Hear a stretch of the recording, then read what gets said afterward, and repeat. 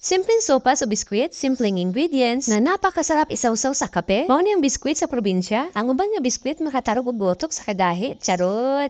Tara, umpisahan na natin. Maglagay lang ng 4 cups ng third class na harina. Third class ang gagamitin natin dito para makatipid tayo. Sunod natin ilagay ang 1 cup ng asukal, 2 teaspoon ng baking powder, 1 teaspoon ng baking soda, 2 teaspoon ng vanilla extract, at optional lang po ang paglalagay ng yellow food color. Ilagay na rin natin ang ating 1 cup ng tubig at 3 tablespoon ng margarine. I-mix-mix lang po natin itong mabuti. Kung medyo basa po ang ating dough, magdagdag na lang po ng konting harina. Magkaiba kasi ang absorption ng tubig ng mga harina na ginagamit natin. Hindi na ito kailangan na masahing mabuti. At pwede na po ito. Hatiin lang natin ito sa dalawa para hindi tayo mahirapan sa pag-flatten itong dough. I-flatten lang natin ito. Gagamit tayo ng rolling pin. Kung wala kayong rolling pin, pwede po ang baso. Yung sakto lang po, huwag masyadong manipis.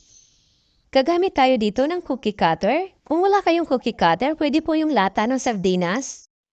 Ayan, napakadali lang ito gawin. Itong ating excess na dough, i-flatten lang natin ito ulit hanggang sa maubos. At gawin lang natin ito sa lahat.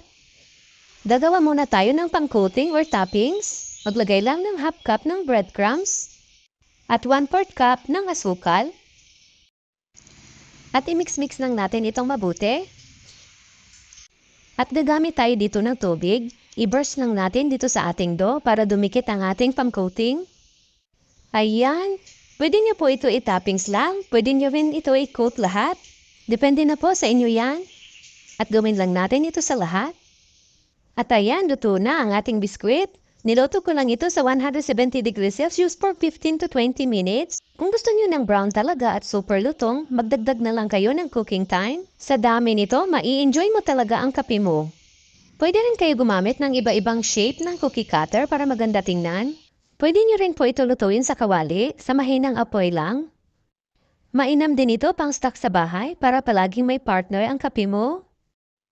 Kaya subukan niyo na rin pong gumawa nitong biskwit recipe natin.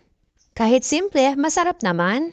Maraming salamat hanggang sa susunod po.